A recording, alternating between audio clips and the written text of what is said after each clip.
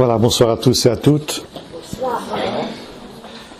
Nous allons poursuivre ce soir notre étude du livre de l'Apocalypse.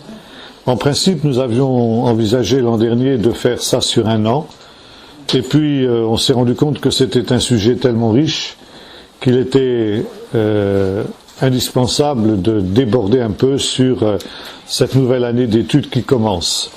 Alors cette année, je pense que nous aurons essentiellement 3 volets à envisager. Ce soir, nous allons aborder la victoire du Messie. Et nous aurons ensuite un deuxième aspect à envisager, qui sera le royaume messianique. Et enfin, une troisième étape qui sera l'état éternel. Donc ce seront les 3 différents domaines que nous allons étudier cette année. Et puis après, évidemment, nous arrivons à terminer, je pense en principe, pour décembre, si tout se passe bien, l'année 2012, nous entamerons un autre sujet. Alors, la dernière fois, pour ceux qui s'en souviennent, nous étions arrêtés sur la question de la grande prostituée. Et donc, nous lisons ce soir au chapitre 19 du livre de l'Apocalypse.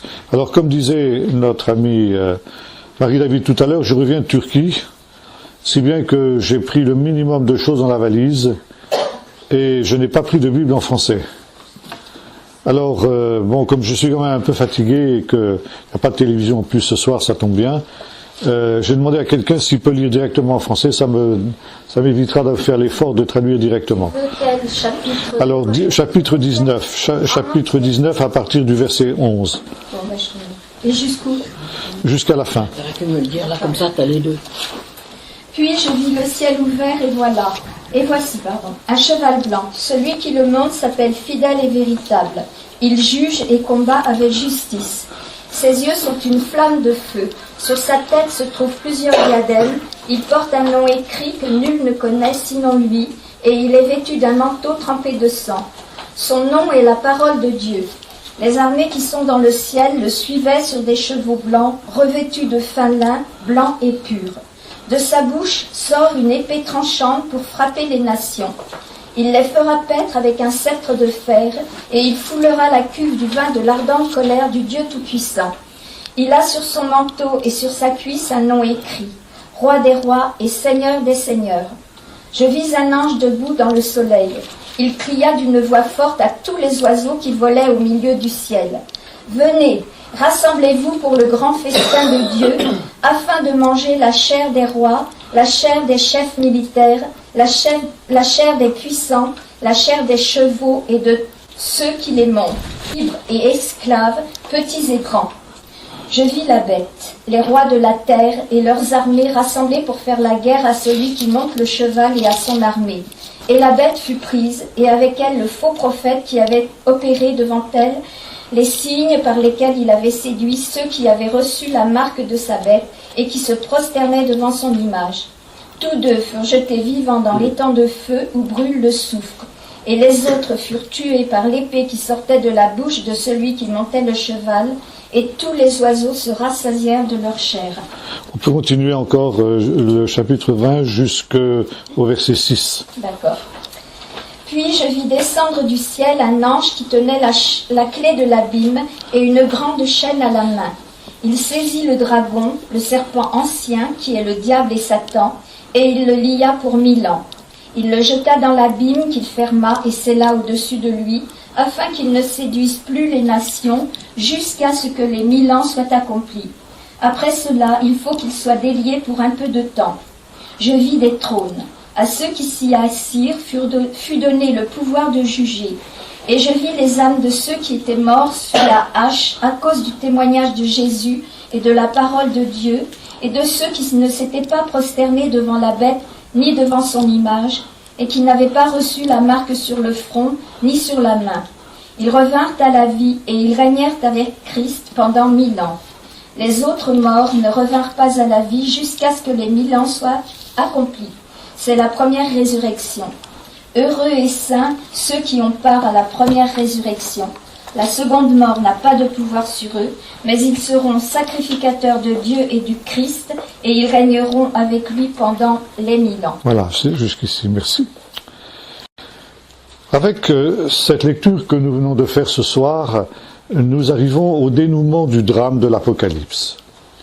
L'Apocalypse, nous l'avons vu, est le récit de l'ultime grande révolte de l'humanité contre Dieu, une révolte qui est manipulée, disons les choses comme ça, provoquée par le déchaînement de la puissance infernale que nous avons vu à l'œuvre au travers des deux bêtes dans le courant de l'année dernière quand nous avons étudié justement ces questions. Cette idée de cette révolte ultime, on la trouve dans l'Écriture déjà, et notamment dans le psaume 2, qui décrit ce que le prophète Daniel aussi a appelé la grande apostasie. Pourquoi les nations se liguent-elles ensemble? Pourquoi les rois de la terre tiennent-ils des conciliabules pour se dresser contre l'Éternel et contre son Messie? Les sages d'Israël, commentant ce psaume, ont déclaré qu'il s'agissait justement de la guerre ultime, la guerre apocalyptique qui est décrite aussi dans de nombreux autres textes prophétiques.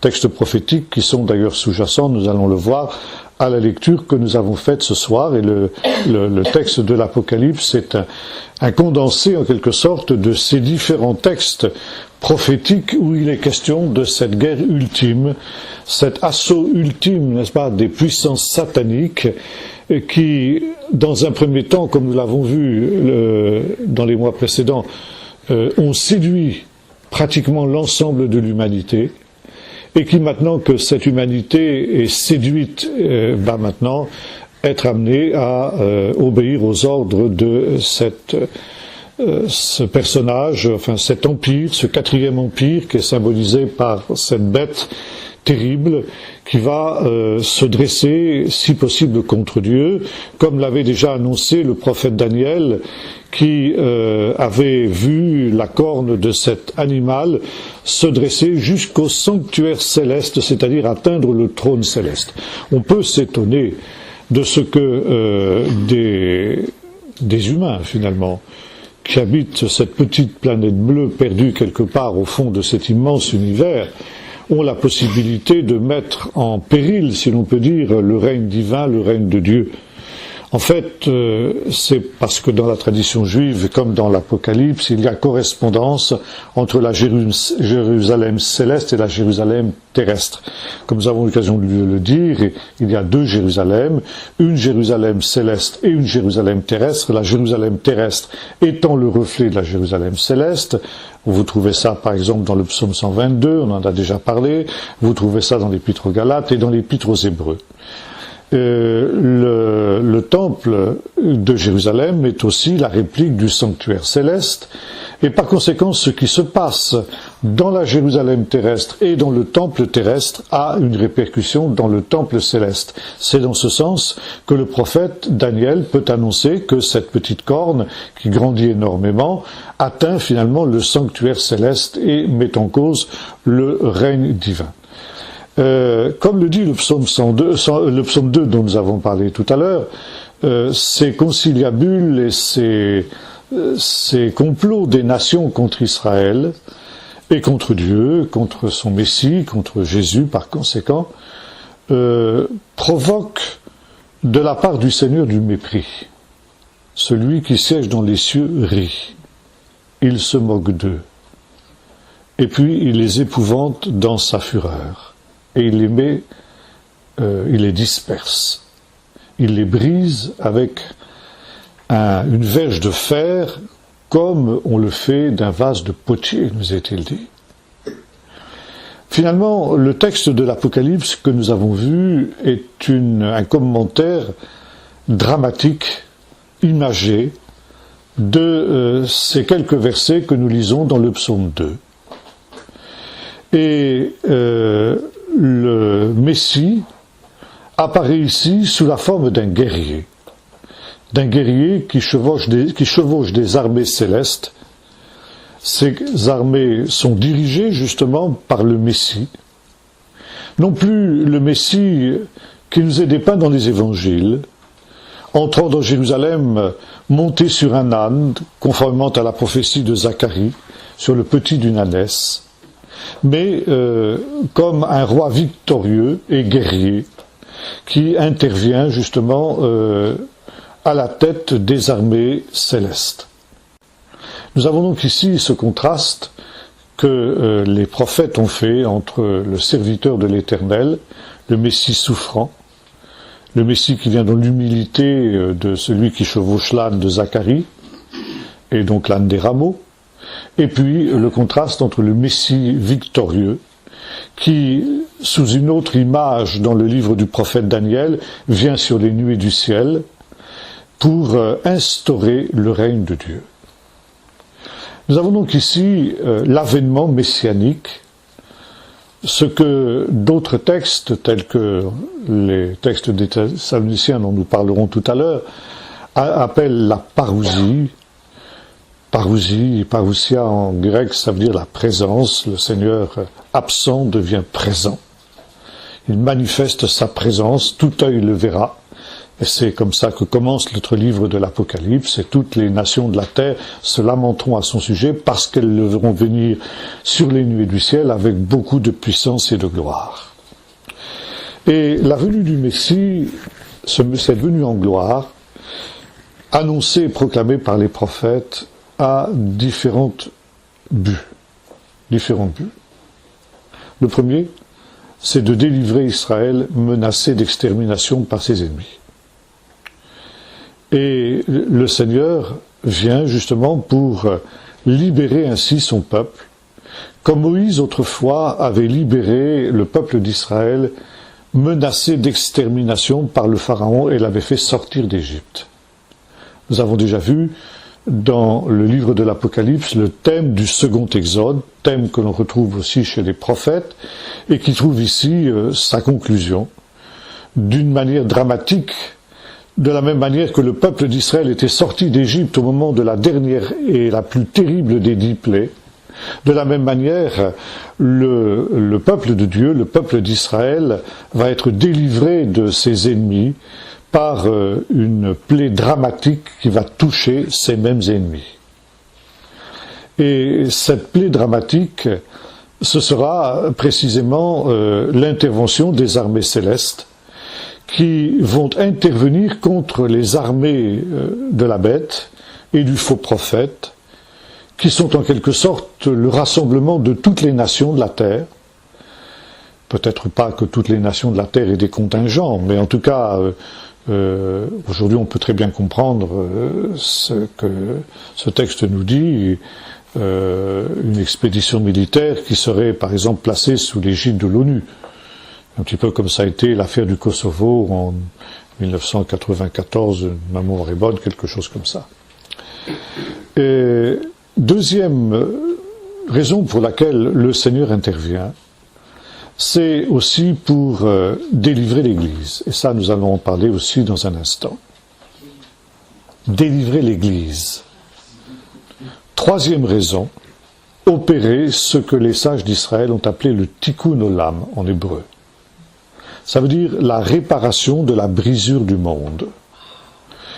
À partir du moment où le monde a été créé au commencement, c'était un monde parfait, c'était un monde harmonieux qui était sorti des mains du Créateur. 6 fois dans le récit de la création, il nous est dit que quand il contemple l'œuvre de ses mains, Dieu constate que c'était bon. Et une 7e fois, il nous est dit d'une phrase qui résume toutes les autres, que Dieu contempla toute l'œuvre de ses mains et voici, tout était très bon. Pas seulement bon, mais très bon. L'œuvre de Dieu ne peut pas être différente de ce qu'est Dieu lui-même. Dieu est le parfait et toutes ses œuvres sont parfaites. Les œuvres de Dieu sont à l'image de leur Créateur. Et dans ce monde très bon, créé par Dieu, 2 chapitres plus loin, dans le chapitre 3, intervient un drame, le drame du péché.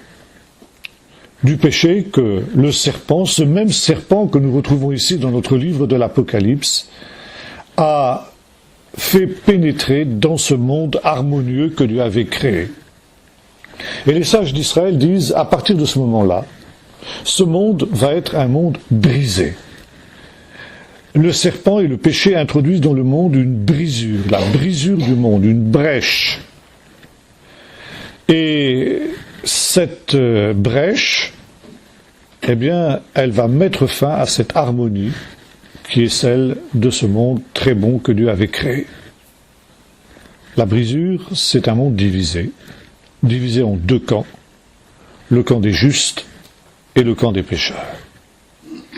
Et intervient alors cette guerre entre ces deux camps, une guerre qui ne s'achèvera justement que par l'avènement du Messie.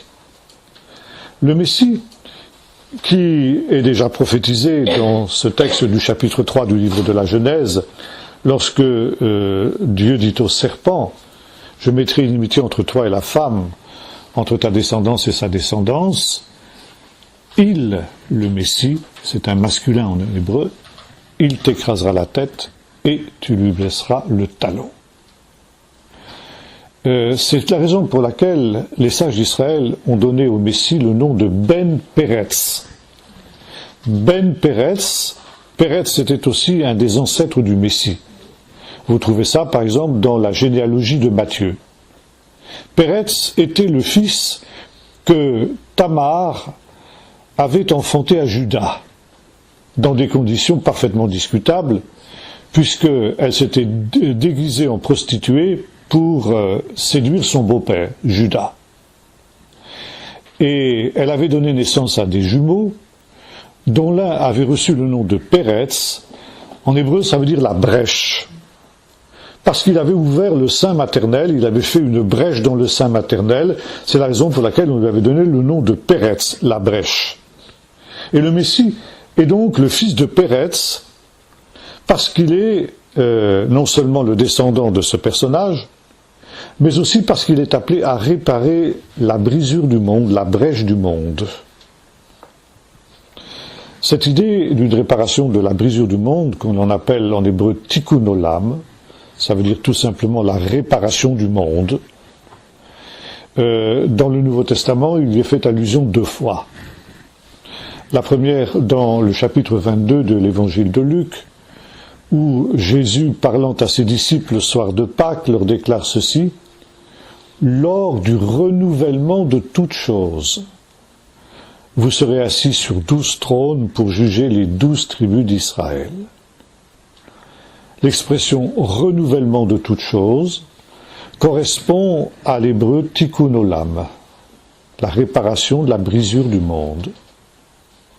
La deuxième fois que cette expression « renouvellement de toutes choses » apparaît, c'est dans le chapitre 3 du livre des Actes, où Pierre, le jour de la guérison du boiteux qui était à la belle porte, déclare au peuple « Repentez-vous et convertissez-vous pour le pardon de vos péchés, afin que viennent les temps de rafraîchissement qui ont été annoncés par les prophètes, et que le Seigneur envoie du ciel celui qu'il doit recevoir jusqu'à l'époque du renouvellement de toutes choses. »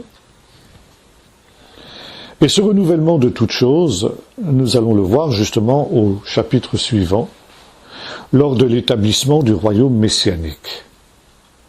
Mais comme nous avons eu l'occasion de le dire, le royaume messianique ne vient pas d'une manière paisible.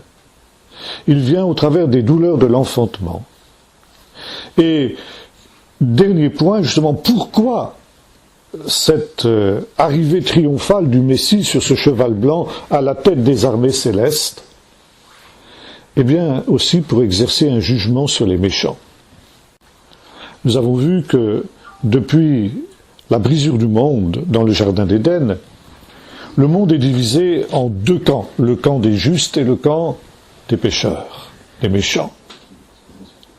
Et pour que l'harmonie soit retrouvée, il faut que de ces deux camps qui se sont affrontés pendant toute l'histoire humaine, souvent d'ailleurs au détriment du camp des justes, et c'est le drame du psalmiste par exemple, Pourquoi les méchants triomphent-ils toujours, semble-t-il? Psaume 73, le psaume d'Asaph. Je portais envie aux méchants parce que les méchants réussissent en tout. Tandis que les justes sont les derniers dans ce monde. Et voilà justement la grande révolution de la parousie, c'est que les derniers seront les premiers. Les derniers seront les premiers. Mais ils le seront à cause d'une intervention directe du Seigneur. Non pas parce qu'ils sont les plus forts, mais parce que le Seigneur vient les délivrer. Et le jugement des méchants, ce jugement qui aura lieu justement lors de cette parousie du Seigneur, qui fera que la majorité des hommes, quand ils verront venir le Seigneur sur les nuées du ciel avec beaucoup de puissance et de gloire, comme Jésus le dit aussi ailleurs, eh bien, sera considéré par l'essentiel de l'humanité qui aura rejoint justement l'Antichrist dans sa révolte. Eh bien, cette majorité de l'humanité se lamentera. Parce que cela signifiera son jugement et ils s'en rendront bien compte. Mais vous, dit Jésus, parlant aux disciples, donc aux justes, quand vous verrez ces choses arriver, au contraire, réjouissez-vous et redressez votre tête parce que votre délivrance est proche. Vous avez aussi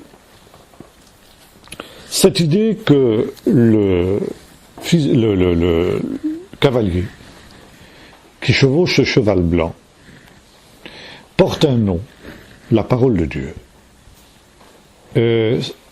Vous retrouvez là un thème qui est déjà évoqué par Jean dans le premier chapitre de son évangile. Au commencement était la parole était avec Dieu, et la parole était Dieu. C'est une idée que vous trouvez dans le judaïsme de l'époque, notamment dans ce qu'on appelle les Targums, c'est-à-dire les traductions araméennes de la Bible, où apparaît une expression, la memra, ça veut dire la parole. La parole apparaît notamment dans ces traductions araméennes de la Bible comme une réalité que les théologiens appellent une réalité hypostasiée, ça veut dire une manifestation de Dieu lui-même, et plus particulièrement du Messie. Dans les Targums, il est souvent question de la memra, la parole, en relation avec le Messie. Et notamment, il y a un texte dans le chapitre 12 du livre de l'Exode, tel que nous le rapportent justement ces traductions araméennes de la Bible, où l'ange exterminateur, qui va passer la nuit de Pâques dans les maisons des Égyptiens pour frapper les premiers-nés d'Égypte, n'est autre que la parole de Dieu faite chair. Et nous retrouvons ici ce parallèle entre la première Pâque, celle qui a eu lieu en Égypte, et la deuxième Pâque, celle qui a lieu au temps de la fin, où nous retrouvons le Messie sous la forme de cette parole faite chair, cette parole incarnée, chère à Jean, puisqu'il a développé ce thème déjà dans le premier chapitre de son évangile, et qui va exécuter les jugements de Dieu, exactement comme elle l'avait fait lors de la nuit de la première Pâque, quand cette même parole avait frappé les premiers-nés d'Égypte. Un autre thème qui est aussi sous-jacent dans ce texte, c'est l'expression « le Fils de l'homme ». Fils de l'homme, nous en avons déjà parlé, c'est une expression qui le christianisme occidental et même oriental, disons, n'a pas très bien comprise. Et l'on a considéré que l'expression « Fils de l'homme » représentait Jésus dans son humanité, à l'inverse de l'expression « Fils de Dieu » qui représentait Jésus dans sa divinité. En fait, l'expression « Fils de l'homme », nous avons eu l'occasion de le voir, vient du texte de Daniel 7, où le Fils de l'homme vient sur les nuées du ciel. Et la notion de Fils de l'homme dans le judaïsme de l'époque de Jésus représentait le Messie dans son rôle de juge des derniers jours. Ainsi, le cavalier de notre texte, qui est à la fois la parole de Dieu, cette parole qui est en même temps une parole de jugement pour les injustes, et qui est en même temps le Fils de l'homme, apparaît comme celui qui intervient dans son rôle, ce rôle que lui avait déjà annoncé Daniel, son rôle de juge des derniers jours. Vous trouvez ça aussi évidemment dans de nombreuses paraboles de Jésus quand il parle de lui-même.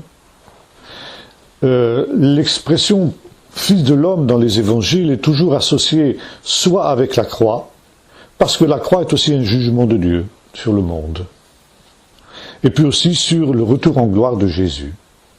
Je vous renvoie par exemple au chapitre 25 de l'évangile de Matthieu, où la fameuse prophétie bien connue des brebis et des boucs, où il nous est dit « Lorsque le Fils de l'homme viendra dans sa gloire avec tous ses anges, il s'assiera sur le trône de sa majesté, et alors toutes les nations se placeront devant lui, il séparera les uns à la droite, les méchants d'avec les justes, mettra les justes à sa droite, comme un berger le fait pour les brebis et les boucs. » Vous connaissez ce texte.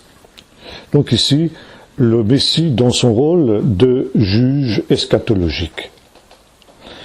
Autre point qui nous est rappelé ici dans notre lecture, le vêtement de ce Fils de l'homme est écarlate parce qu'il est trempé dans le sang. Et ça, c'est une allusion à un texte que nous trouvons dans le chapitre 63 du livre du prophète Ésaïe, versets 1 à 3, où il est question justement de celui qui, au dernier jour, vient exécuter les jugements de Dieu. Et selon le Targum, justement, c'est-à-dire selon la traduction araméenne de la Bible, ce chapitre 63 du livre du prophète Ésaïe est une prophétie sur le jugement messianique. Enfin, dernier point, le verset 18 de notre chapitre 19 fait allusion au fait que les oiseaux du ciel sont invités, c'est-à-dire les oiseaux rapaces, les nécrophages en particulier, sont invités à se rassembler pour un festin de la chair des guerriers qui vont tomber par milliers dans cette guerre contre les armées célestes. Ça veut dire que les armées célestes vont faire des armées qui sont montées contre Jérusalem un véritable carnage. Un carnage qui va faire la joie de ces oiseaux rapaces qui vont avoir la possibilité de faire de cette chair des guerriers, des puissants et de tous ceux qui se sont révoltés contre Dieu un véritable festin. Et là, vous avez un autre texte de l'Écriture qui est sous-jacent à cette allusion. Voyez-vous, je vous disais tout à l'heure que ce chapitre 19, c'est en quelque sorte une synthèse de tous les textes de l'Écriture qui nous parlent de cette dernière bataille au dernier jour. C'est le chapitre 38 et 39 du livre du prophète Ézéchiel, que l'on appelle la guerre de Gog et de Magog.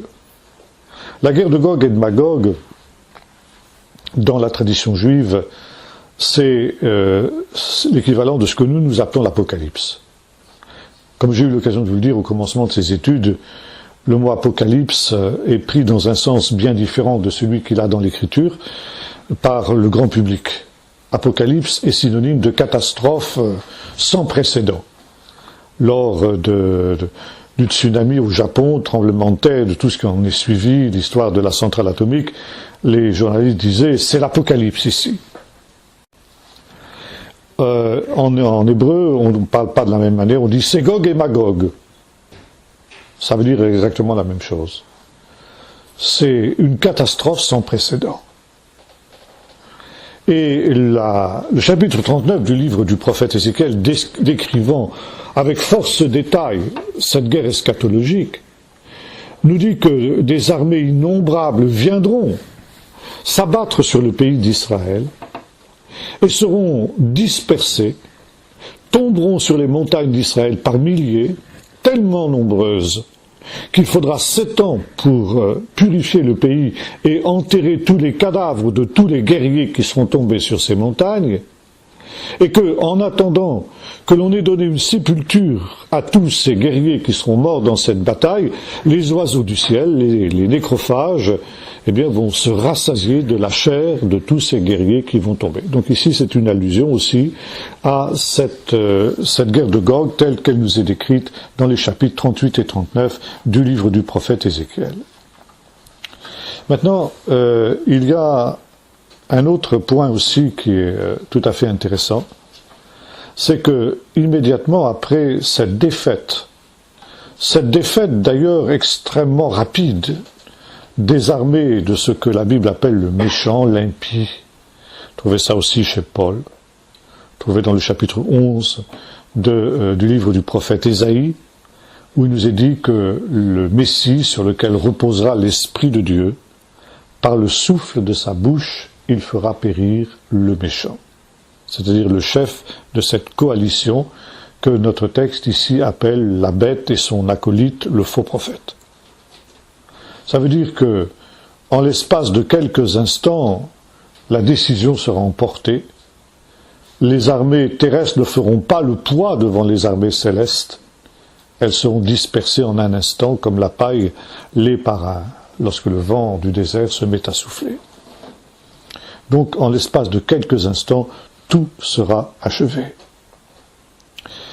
Et lorsque ainsi ces armées terrestres ont été dispersées par les armées célestes, intervient le deuxième acte de la parousie du Seigneur, tel que nous l'avons décrit et que nous l'avons trouvé par exemple dans la parabole de Matthieu 25 sur les brebis et les boucs, le jugement des nations.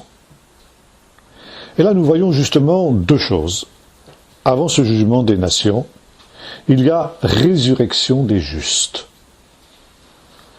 Et ces justes qui vont ressusciter vont participer à ce jugement dans ce sens qu'ils vont s'asseoir sur des trônes et qu'ils vont être ceux aussi qui vont assister le Messie, le Fils de l'homme, dans cet ultime jugement des nations, dans cette séparation des brebis et des boucs. Et par conséquent, ici, il y a deux thèmes qui se rejoignent. Le thème d'une première résurrection et le thème du jugement des nations. L'idée messianique, la pensée messianique dans le judaïsme, jusqu'à nos jours d'ailleurs, insiste davantage sur la venue du Messie en gloire que la venue du Messie dans l'humilité. Ce qui ne veut pas dire que le judaïsme, y compris le judaïsme orthodoxe actuel, ignore l'idée justement d'une première venue ou d'une venue d'un autre Messie en tant que serviteur souffrant. Mais ce qu'attend le peuple d'Israël, ce qu'attendait déjà le peuple d'Israël à l'époque de Jésus, c'était essentiellement le Messie qui vient en gloire. Et c'est une des raisons pour lesquelles, jusqu'à ce jour, le peuple d'Israël ne peut pas reconnaître en Jésus le Messie, parce que Jésus n'a pas établi le royaume messianique. Il y a eu en 1263 à Barcelone une des plus célèbres disputations de l'histoire. Disputation, c'était une controverse entre juifs et chrétiens sur un sujet théologique qui tournait en général autour de la question du Messie. Et deux champions, en quelque sorte, avaient été confrontés. Un chrétien, qui était un juif converti, qui se faisait appeler Pablo Cristiani, on ne sait pas exactement ce qu'était son véritable nom. Et puis le grand rabbin de Gérone, qui s'appelait Rabbi Moshe ben Nachman. Pablo Cristiani s'était lancé dans l'apologétique classique de la messianité de Jésus au travers des prophéties bien connues de l'Écriture, la Vierge deviendra enceinte, le chapitre 11, l'Esprit d'Éternel reposera sur lui, le rejeton qui sortira du tronc d'Ésaïe, Ésaïe 53, enfin bref, tous ces textes que nous employons nous aussi quand nous parlons avec des Juifs en général. Et puis, il avait pensé avoir ici emporté la mise, et lorsque Rabbi Nachman est intervenu. Et il a dit à peu près ceci. Vous dites que Jésus est le Messie. Bien. Toi, roi, le roi Jaime qui arbitrait la disputation, il dit, à quoi passes-tu ton temps?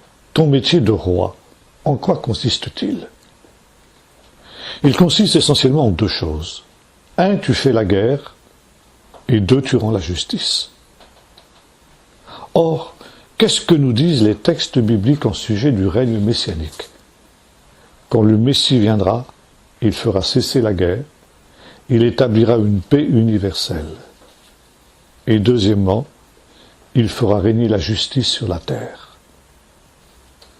Comment pouvez-vous dire que le Messie est venu alors que la guerre règne encore sur la terre et que l'injustice est permanente?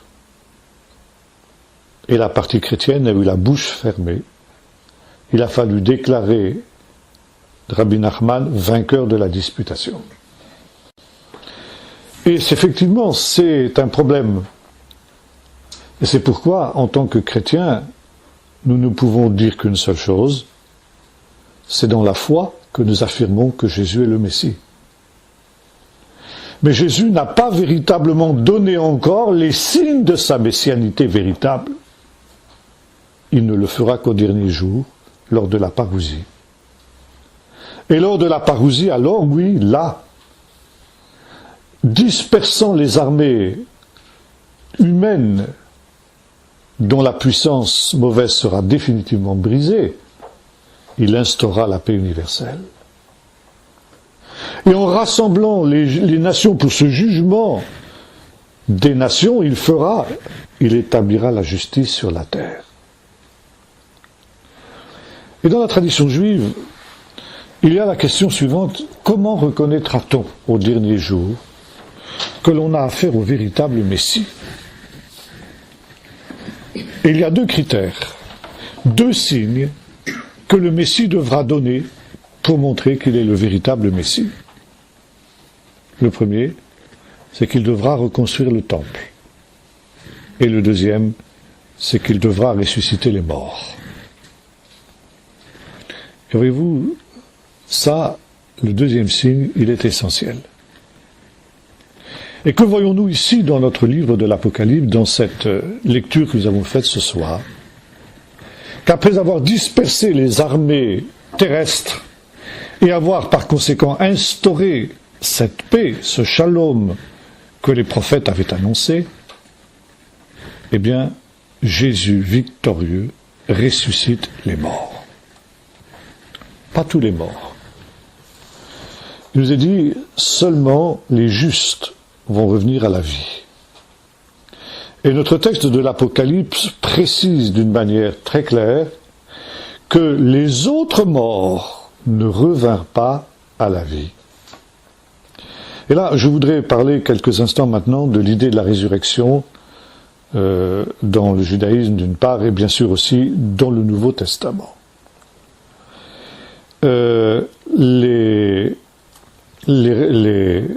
rabbins pharisiens en particulier ont fait de la notion de la résurrection la clé de voûte de leur système. C'est une des raisons pour lesquelles mon professeur du Nouveau Testament à Jérusalem disait ceci: le christianisme est une religion juive. Il ajoutait quelque chose qui était encore davantage propre à nous choquer, et c'est une religion pharisienne. Pourquoi une religion pharisienne? Parce que Paul résume l'évangile en une phrase.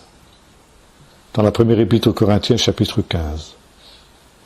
Le Messie est ressuscité. C'est ça l'évangile.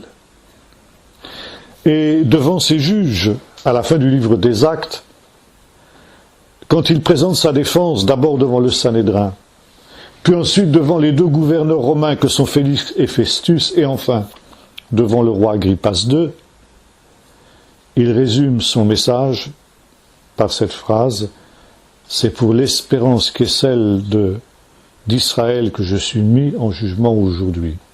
Cette espérance, c'est l'espérance de la résurrection des morts. C'est pourquoi pour Paul, son christianisme n'est pas une rupture avec le judaïsme. Elle est l'accomplissement de l'espérance d'Israël. Cette espérance qui est celle des 12 tribus, dira Paul, qui servent nuit et jour Dieu. Cette attente qu'un jour aura lieu la résurrection des morts. Et aux Corinthiens qui, séduits par la philosophie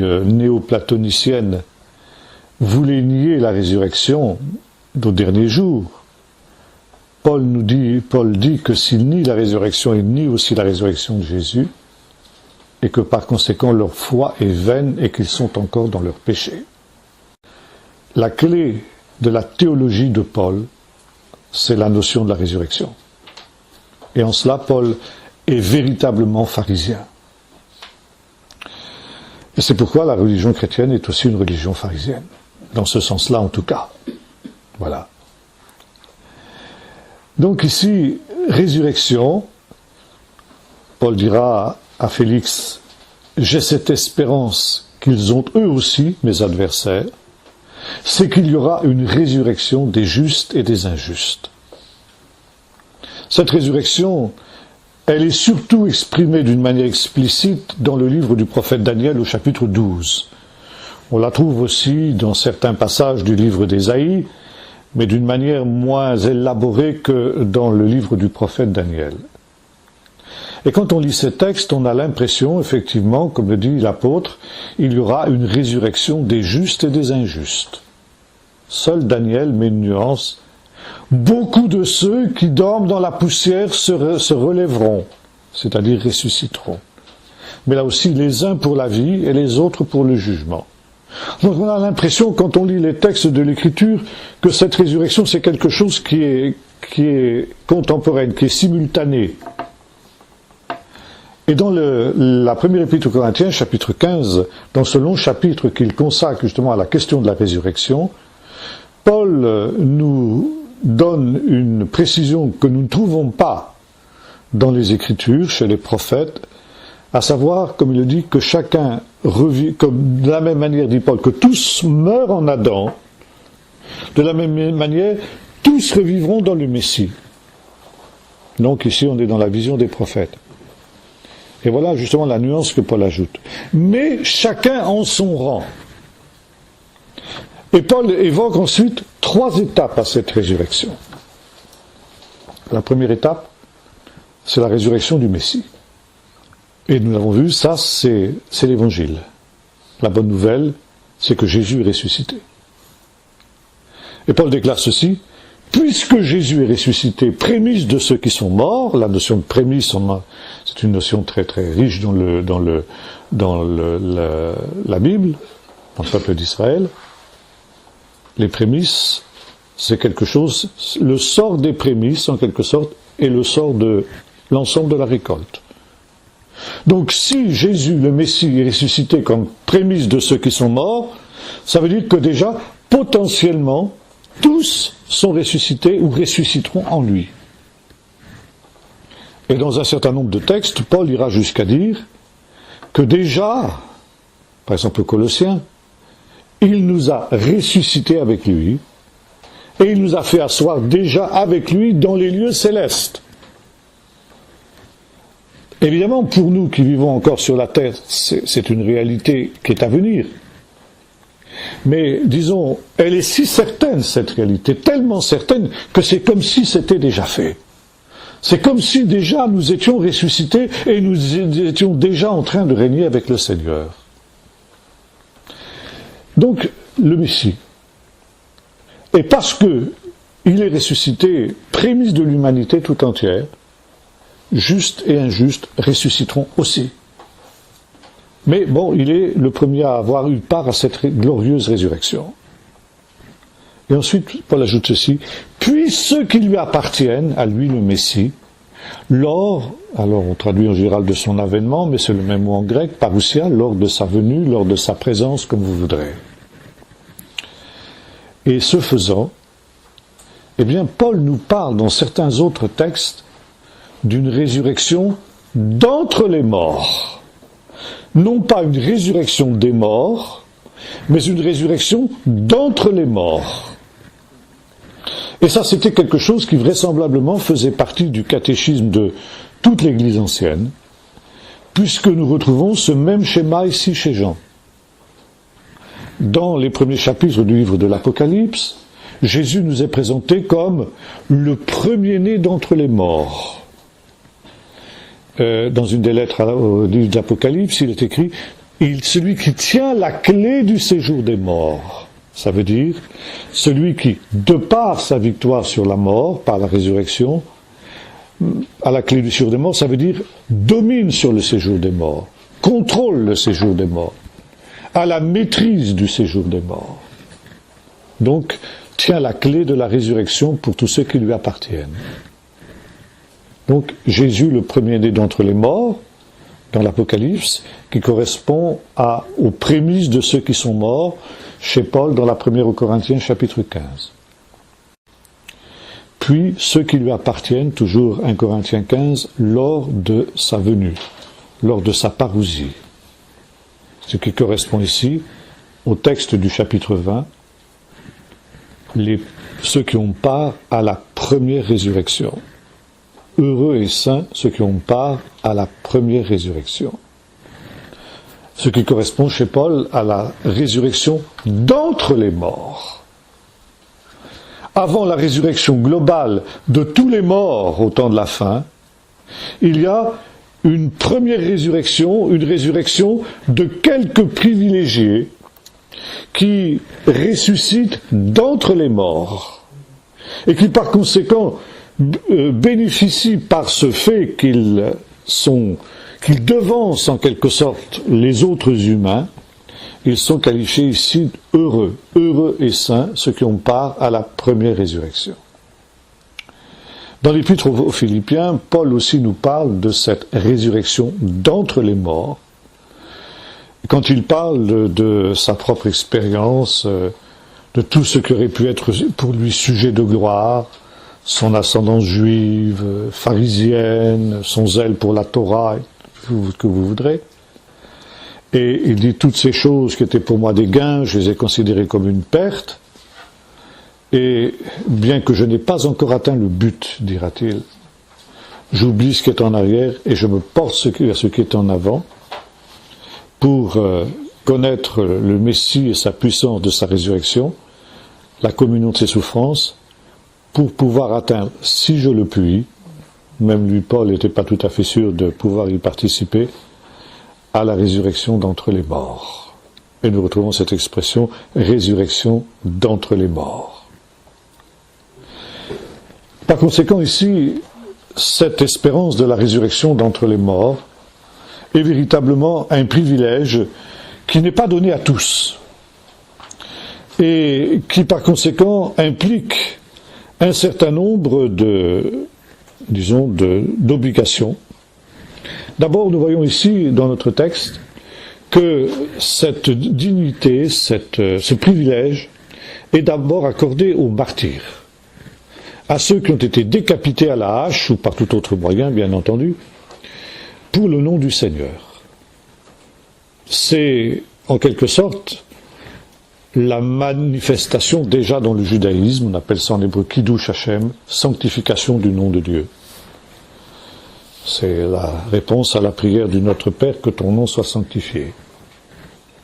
Le martyr, quand il verse son sang pour la cause du Seigneur, eh bien, sanctifie le nom de Dieu, mais le comble à l'amour qu'un être humain peut avoir pour Dieu. Il accomplit le grand commandement, c'était par exemple les paroles de Rabbi Akiva qui a été supplicié sous Adrien, qui est mort en prononçant « Tu aimeras le Seigneur ton Dieu de tout ton cœur, de toute ton âme et de toute ton âme ». Et quand il a prononcé le mot « âme », son âme a quitté son corps. Et là, il est allé vers le Seigneur. Par conséquent, la participation à la résurrection d'entre les morts est d'abord le privilège des martyrs. Et ensuite, nous est-il dit, il y a une énorme difficulté de traduction, je ne vais pas rentrer là-dedans, mais je pense que la traduction ici qui a été lue tout à l'heure me semble être la traduction juste, et aussi, ceux qui peut-être sans aller jusqu'au martyr, ne se sont pas prosternés devant la bête et devant son image. Alors ça veut dire beaucoup de choses, évidemment. Dans les épîtres aux Thessaloniciens, où Paul redéveloppe le même thème, dans l'Apocalypse aussi, les lettres, notamment à l'église de Laodicée ou l'église de Philadelphie, le Seigneur réclame de ces églises une fidélité sans faille. Il faut que l'événement d'abord sera soudain. Ça, c'est une première chose. Tellement soudain qu'il est absolument indispensable d'être trouvé pur et saint dans ce temps-là. Et Paul s'adresse aux églises, notamment aux Corinthiens, en disant « Je vous ai fiancé à un seul époux pour vous paraître devant le Seigneur comme une sans tache ni ride, une épouse sans tache ni ride, ni rien de semblable. » Cette idée d'une épouse qui s'est parée pour son époux, nous la retrouvons aussi dans le livre de l'Apocalypse, où justement la parure de l'épouse nous est présentée comme étant les œuvres justes des saints. Par conséquent ici, l'idée d'une fidélité, l'idée d'une purification de la souillure du péché, et l'idée d'une mise à part, d'une sanctification. Voilà, semble-t-il, ce que sont les trois conditions pour pouvoir avoir part à cette résurrection d'entre les morts. Encore une fois, cette espérance d'une résurrection d'entre les morts, nous la trouvons dans le judaïsme, de l'époque de Jésus, jusqu'à nos jours. Si vous allez à Jérusalem, vous constaterez que le mont des Oliviers, par exemple, est un immense cimetière. Et aujourd'hui, vous avez des Juifs qui se font transporter après leur mort à grands frais, depuis Los Angeles, New York ou Melbourne, à seule fin d'être enterrés sur le mont des Oliviers. Pourquoi? Parce que, selon le texte de Zacharie 14, la parousie doit avoir lieu sur le mont des Oliviers. Le mont des Oliviers est l'endroit où, comme il nous est dit dans le chapitre 14 du livre de Zacharie, les pieds du Messie se poseront quand il viendra au dernier jour. Et il viendra dans les mêmes conditions que celles qui nous sont rapportées dans l'Apocalypse, pour disperser les armées des nations qui seront montées contre Jérusalem. Et la venue du Messie en gloire donnera le signal de la résurrection des morts. De telle sorte que jusqu'à nos jours, le mont des Oliviers est non seulement la montagne des choses dernières, mais aussi la montagne de la résurrection des morts. Très intéressant de noter, par exemple, que le plus grand miracle de Jésus qui a fait que le peuple d'Israël était prêt à le recevoir comme Messie, ça a été la résurrection de Lazare. Résurrection qui a été connue dans tout Jérusalem, parce que Béthanie d'abord était proche de Jérusalem, c'était pratiquement Jérusalem, disons, et parce que Marthe et Marie avaient de nombreux amis, y compris parmi les pharisiens, qui ont assisté en direct à l'événement. Et cet événement, donc cette résurrection de Lazare, n'a pas pu être niée, même par les adversaires de Jésus.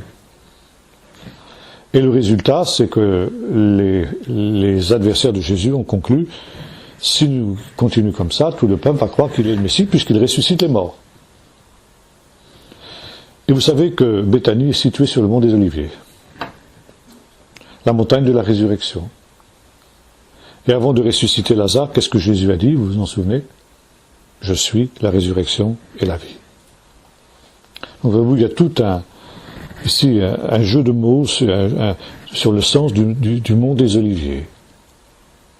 Donc le Messie ressuscitera les morts sur ce mont des Oliviers. Maintenant, il y a un autre problème qui se pose. Quand le Messie viendra au dernier jour, peut-être que parmi les vivants, il y aura aussi des justes. Qu'est-ce qui va se passer pour ces justes-là? Est-ce que il va falloir qu'ils meurent pour ressusciter, pour participer à la première résurrection? Ça serait un peu bête, vous l'avouez. Alors ici, Paul, partant de cette idée de résurrection, dans deux textes qui sont bien connus des évangéliques notamment, les deux épîtres aux Thessaloniciens d'une part et le texte de 1 Corinthiens 15 dont nous avons parlé tout à l'heure, nous dit ceci. 1 Corinthiens 15, je vous dis un mystère, nous ne mourrons pas tous, mais tous nous serons transformés. Au dernier chauffard, ça c'est très intéressant aussi.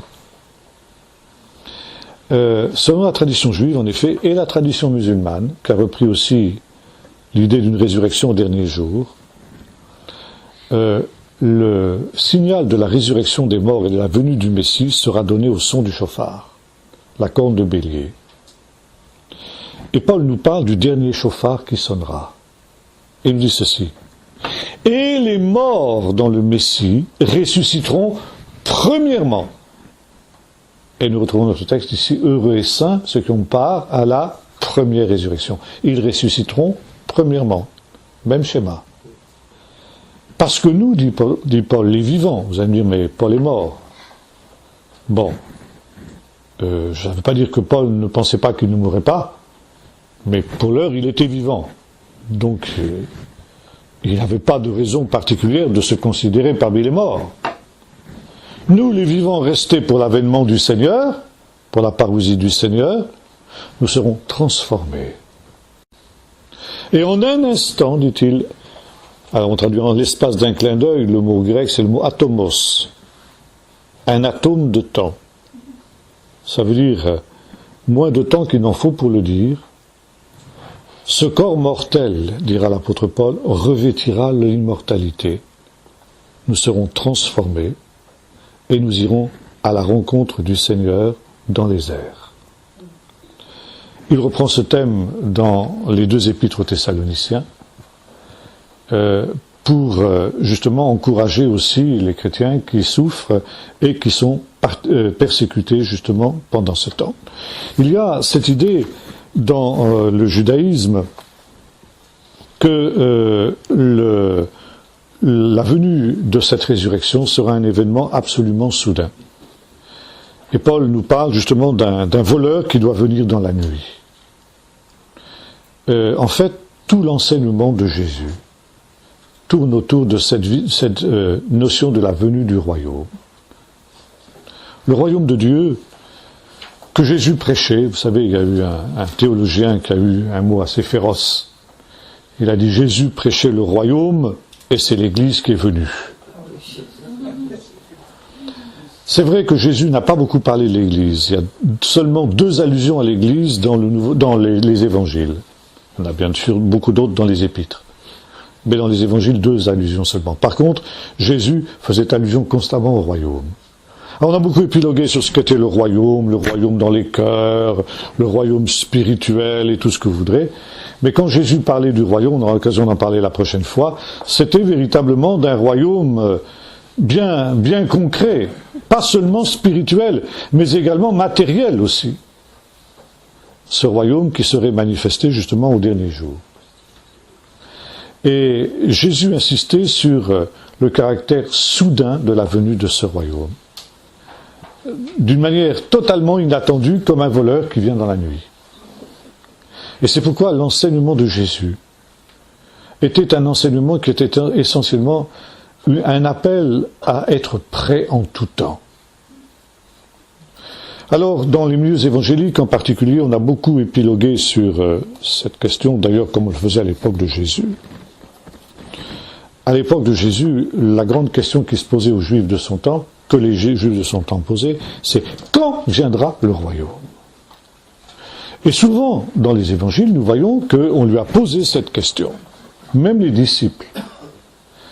Et notamment, au moment où Jésus est remonté au ciel le jour de l'Ascension, les disciples lui ont reposé la question, Rabbi, est-ce en ce temps-là que tu rétabliras le royaume d'Israël? Et Jésus s'est toujours dérobé à cette question.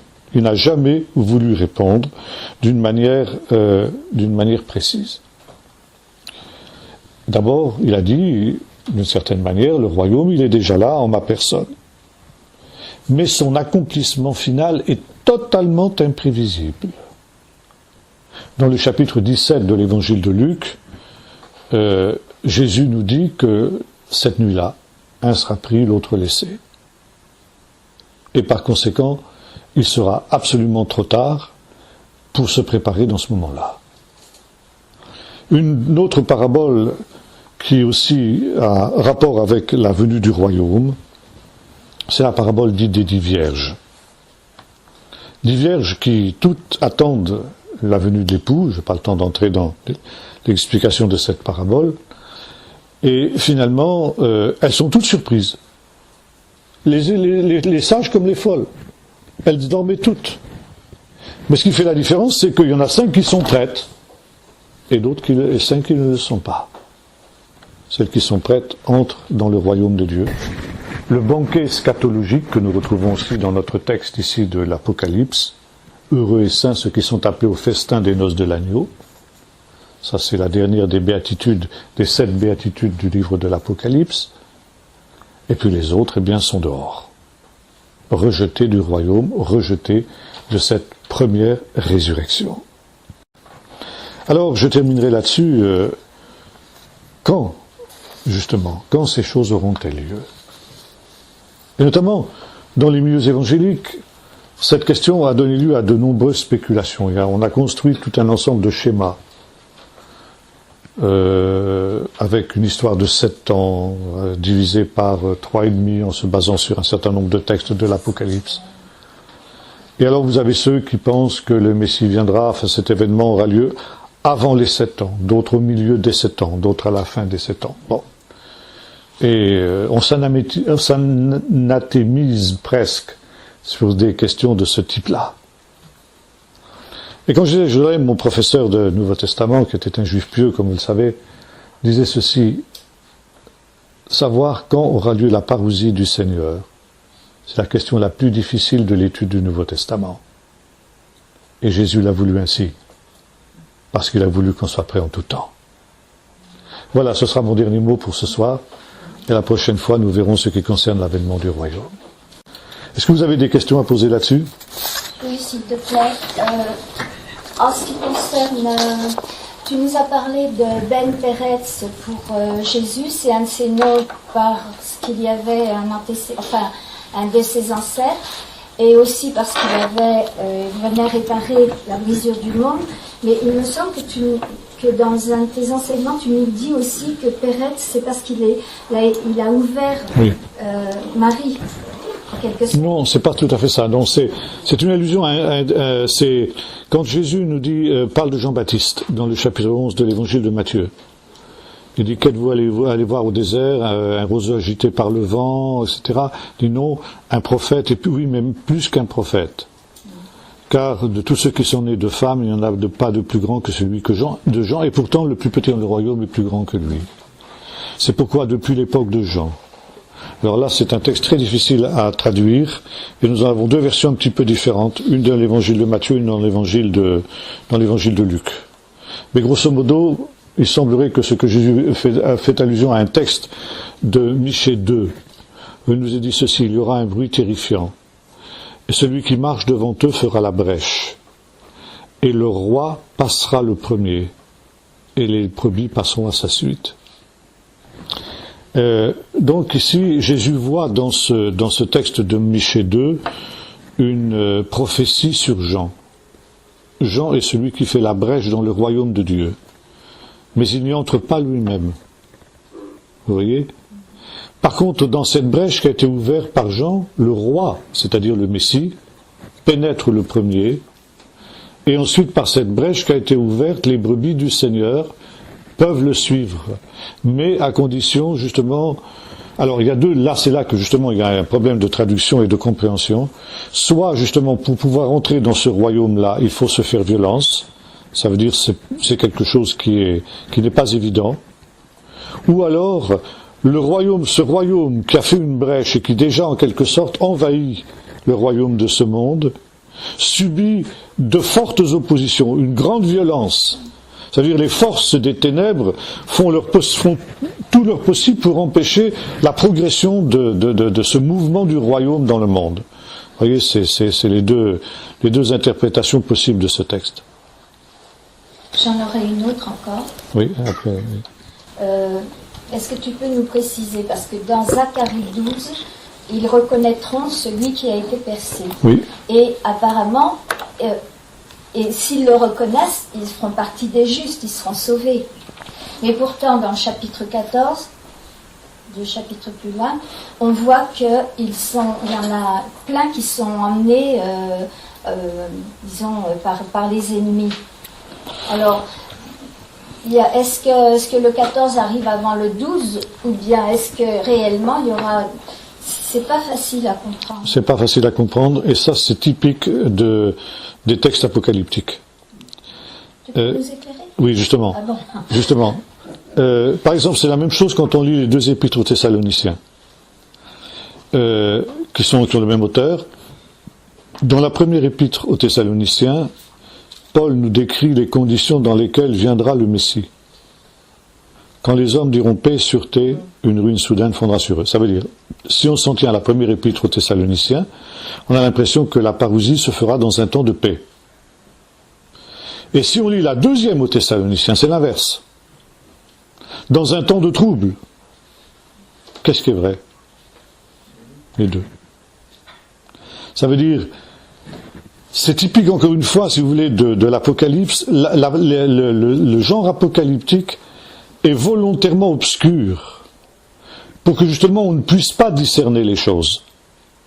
Mais son enseignement ne veut pas nous donner les circonstances, comme le dira Jésus. Ce n'est pas à vous de connaître les temps et les moments, mais le but de l'Apocalypse, c'est de préparer, d'être trouvé prêt quand cet événement, qu'il se produise de telle manière ou d'une autre, se produira. Et alors justement, effectivement, ce que tu dis au sujet de Zacharie 14, qui est en quelque sorte le style apocalyptique le plus évident qui soit, c'est d'ailleurs, vous avez dans la tradition juive cette idée que les prophéties de Zacharie à partir du chapitre 8 ne pourront être comprises qu'au temps de la fin. Jusqu'alors, elles resteront voilées, elles resteront obscures. Et c'est pourquoi, justement, quand nous étudions l'Apocalypse et les choses dernières, nous ne pouvons pas tout expliquer. Et il faut avoir suffisamment d'humilité pour reconnaître qu'on ne peut pas tout expliquer. On ne pourra tout expliquer que lorsque les choses se seront réalisées ou quand elles seront sur le point de se réaliser, si le Seigneur estime que nous avons besoin d'avoir des lumières pour pouvoir justement faire face à l'événement. D'ailleurs, vous avez ça dans Daniel. Ces choses seront scellées jusqu'au temps de la fin, et au temps de la fin, la connaissance, pas la connaissance scientifique ou autre, mais la connaissance de ces choses-là augmentera, et les hommes sages comprendront, mais les méchants ne comprendront pas. Donc c'est vrai que là, il y a des choses qui sont contradictoires dans les apocalypses, mais c'est volontaire. C'est volontairement que ces choses sont voilées. D'ailleurs, c'est le type même de la révélation. Dieu, quand il se révèle, se cache en même temps. Il se révèle au travers de la nuée est la révélation de Dieu et en même temps le cache. Et quand il se révèle à Moïse, il est de dos. Il est de dos, voilà. Je crois que notre frère là-bas avait une question à poser. Est-ce qu'on peut considérer l'enlèvement de l'Église et la parousie comme deux événements distincts, ou est-ce que c'est finalement la même chose? Oui, c'est très difficile de dire ça aussi, vous voyez. C'est manifestement deux événements distincts, d'ailleurs même dans notre texte de l'Apocalypse nous le voyons comme ça. Paul aussi le montre, parce que bon, si on va à la rencontre du Seigneur dans les airs et qu'on revient avec lui, il faut bien que la résurrection ait eu lieu avant l'événement. Maintenant, combien de temps avant l'événement, c'est ça la question. Vous voyez ? Est-ce que ça va être une question de quelques jours, de quelques semaines, de quelques mois, de quelques années, ou de quelques secondes? Dieu seul sait. Encore une fois, l'essentiel c'est d'être prêt. Alors je sais qu'il y a des gens qui se feraient couper en petits morceaux pour dire ce sera 7 ans avant, etc. Bon, si vous pensez ça, moi je veux pas vous contredire. Mais voilà quoi. Gardez cette idée, mais admettez que bon, c'est pas aussi clair que ça peut en avoir et on peut poser des questions quand même. Oui. Oui, pour revenir au texte, on parlait Anne-Marie de Zacharie 12. Il y a quand même une spécificité, c'est qu'il dit que c'est la maison de David et les habitants de Jérusalem. Donc c'est quand même un événement qui n'a pas de rapport avec la parousie. Alors là, non, je pense qu'on est dans le contexte. Très restreint, quoi. On est dans le contexte de la guerre apocalyptique. Et ça, j'en ai parlé avec des rabbins et c'est très confus parce que bon, il semblerait que il y ait dans cette guerre apocalyptique des temps de la fin, il y a une partie du peuple d'Israël qui prenne le parti des ennemis, de ses propres ennemis. Et que cela provoque presque une espèce de guerre civile au sein du peuple d'Israël, ce qui a été le cas d'ailleurs en 70 après Jésus-Christ, au moment de la prise de Jérusalem par les Romains. On en a parlé tout à l'heure, justement, on parlait de les conflits qui agitaient les différentes fractions qui composaient les défenseurs de Jérusalem. Alors là, c'est allusion à des événements qu'on a du mal à situer, mais c'est dans le contexte de la guerre apocalyptique, c'est effectivement pas dans le contexte de la résurrection.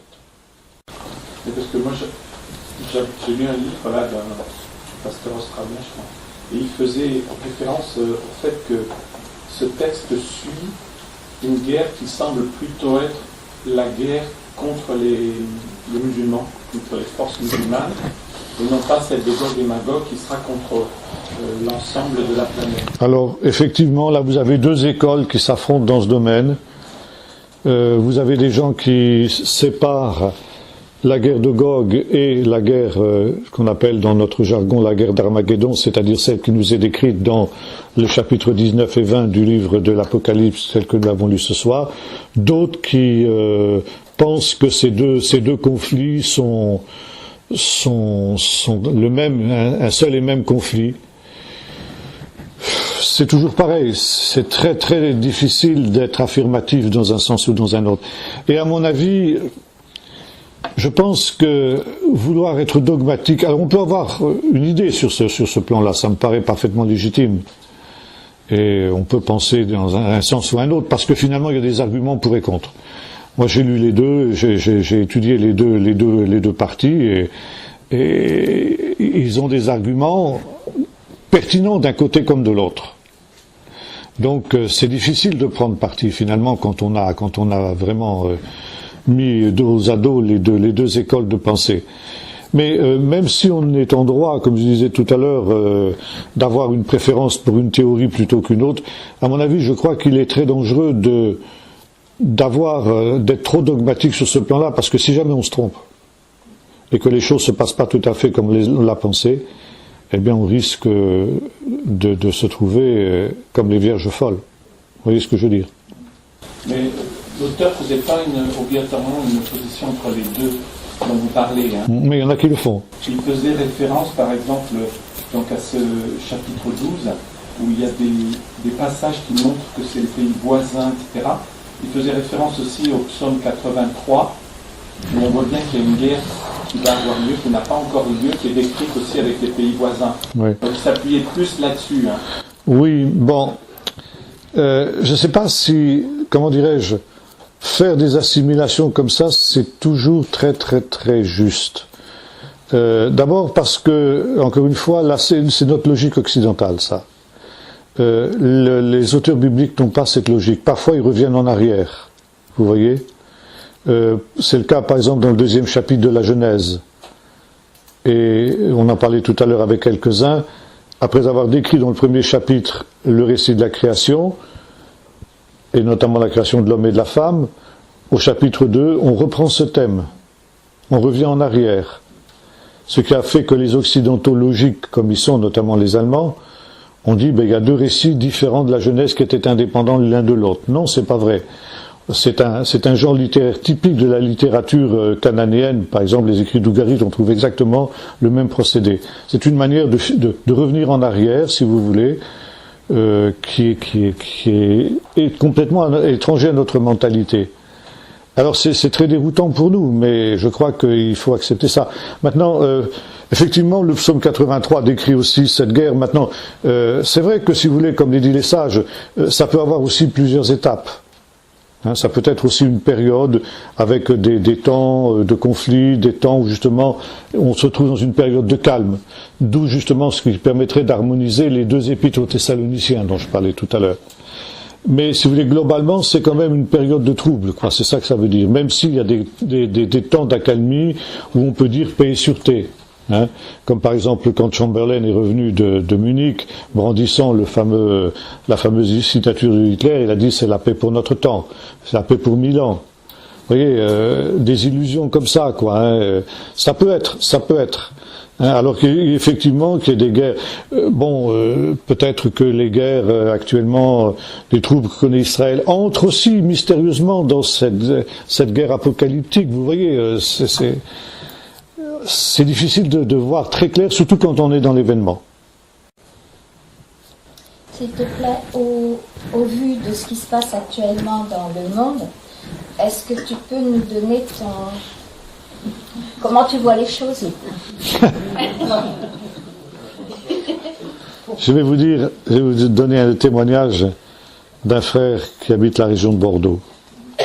Certains ont dû l'entendre déjà, mais c'est très important. C'était un frère qui était entrepreneur de travaux publics et qui, il y a 3 ans de ça, à peu près à cette période de l'année, travaillait à défricher un terrain vague sur lequel il allait construire un bâtiment. Il était sur un bulle, il faisait chaud à Bordeaux à cette période, il avait la cabine de son bulle ouverte et il était juste en tricot de corps. Et en plus de ça, il était allergique au venin d'abeille, détail que vous allez voir à son importance. À un moment, la chenille droite de son bulle est montée sur un tronc d'arbre qui était couché à l'horizontale comme ça, et le poids du bulle a fait levier. Et le tronc d'arbre s'est dressé comme ça. Et il est allé heurter une branche qui était à l'aplomb de la cabine, dans laquelle il y avait un nid de frelons d'Asie.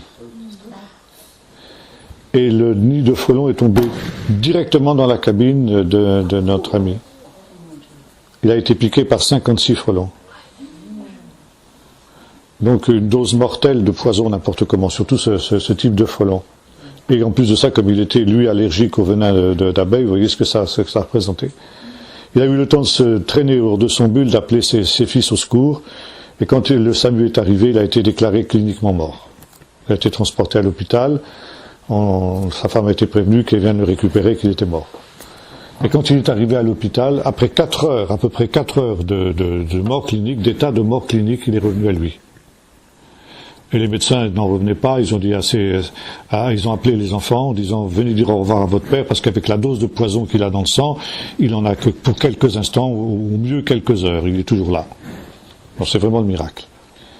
Et il a donc raconté à son entourage, sa femme et ses enfants, ce qui lui était arrivé quand il avait perdu connaissance. Il s'était vu transporté à une vitesse extraordinaire dans un lieu magnifique. Il dit, il n'y a pas de mots pour le décrire. Il n'y a pas de mots humains. Il dit, je peux pas dire. C'était un endroit extraordinaire, merveilleux. J'étais dans une joie, dans une paix que j'ai jamais connue. J'ai pas vu le Seigneur, j'ai senti sa présence et j'ai entendu sa voix. Il m'a dit, c'est moi qui t'ai fait venir ici. Et tu vas retourner sur la terre. Elle a dit, non, Seigneur, je suis trop bien ici. Et le Seigneur a dit, tu vas revenir, parce que j'ai un message à te confier à mon peuple, à mon Église. Tu vas aller leur dire que je reviens bientôt et qu'ils ne sont pas prêts. Qu'il faut qu'ils se purifient et qu'ils se sanctifient. Parce que je reviens beaucoup plus vite que ce qu'ils ne pensent. Je ne viens pas chercher une prostituée, mais une épouse. Et les soucis de la vie les ont détournés de l'espérance de mon retour. Il faut qu'ils remettent les priorités dans leur vie. Voilà. Et attention, c'est pas terminé. L'histoire n'est pas terminée. Quelques mois plus tard, il est allé en Israël, à Nitzana, où est mon fils comme volontaire. Il a fait partie avec sa femme, d'une des équipes de volontaires qui est allée là-bas. Il est resté 3 mois, et au bout de 3 mois, il a pris quelques jours pour aller visiter le pays un peu. Bon. Il s'est rendu à Jérusalem. Il a été reçu chez des juifs messianiques qu'il ne connaissait pas, qui lui avaient été recommandés par d'autres amis, ça s'était fait comme ça. Et quand il s'est trouvé auprès de ce monsieur, il s'est rendu compte que ce monsieur avait fait une expérience semblable. Peu de temps avant, il avait été victime d'un malaise cardiaque, déclaré cliniquement mort, resté aussi plusieurs heures dans l'état de mort clinique, et ensuite il était revenu à lui, et il avait entendu du Seigneur, tenez-vous bien, mot à mot, le même message, d'aller dire à son peuple, enfin tout ce que je vous ai dit là. Mais c'est pas terminé. Quelques jours après, il était sur le Golan, chez aussi un autre couple de juifs messianiques, et le monsieur aussi avait fait la même expérience, et avait entendu mot à mot le même message de la part du Seigneur. Oui, c'est ce que dit le livre du Lévitique, toute chose serait établie sur le témoignage de 2 ou de 3 témoins. À la limite, s'il avait été seul, on aurait pu dire, il a peut-être rêvé, il a peut-être eu des hallucinations, ou ci ou ça, mais là c'est objectif. 3 personnes différentes qui ne se connaissaient absolument pas, qui vivaient à des milliers de kilomètres les unes des autres, et puis qui ont entendu la même chose. Ça se passe de commentaires. Comment ? Alléluia. Alléluia, oui. Oui. Oui, ça me fait penser à Patrick Fontaine, aussi, qui a eu en vision Jésus. Et Jésus l'a promené dans Babylone, etc. Puis à un moment donné, il lui a parlé, il lui a dit je vais, en substance, je ne me rappelle plus le terme exact, je vais transformer complètement l'Église en moins d'une génération, en l'espace d'une génération. Et quelques temps après, il était à une convention style Embrasse nos cœurs, où ça aurait été possible. Et il a rencontré une dame.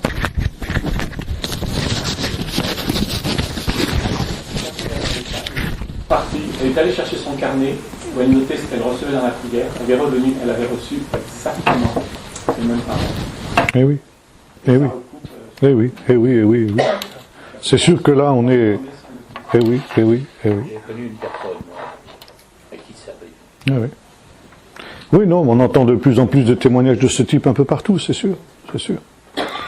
Bien, on va peut-être en rester là sur ce point, parce que finalement c'est aussi le point le plus important, en fin de compte.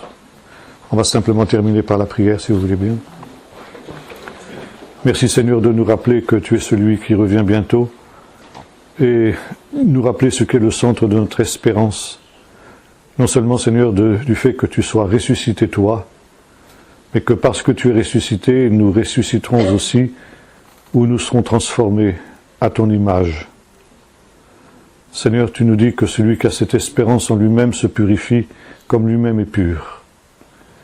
Nous te prions, Seigneur, que tu nous gardes dans cette attente, que tu ne permettes pas que les soucis de la vie, les excès du manger, du boire et les choses semblables nous détournent de ces choses.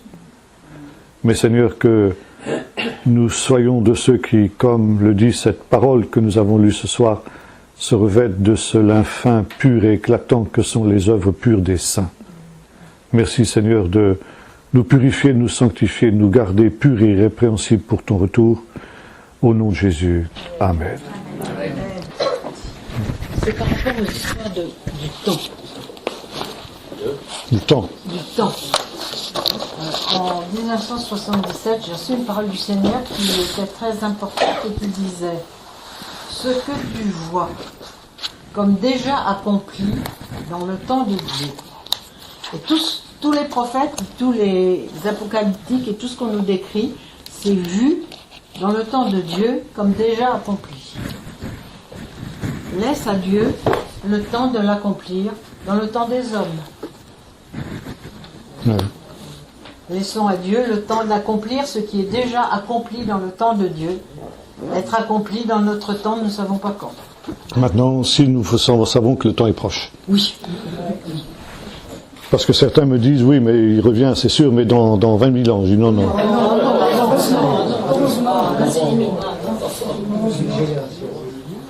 Bon, on peut pas savoir, mais enfin, disons, c'est proche.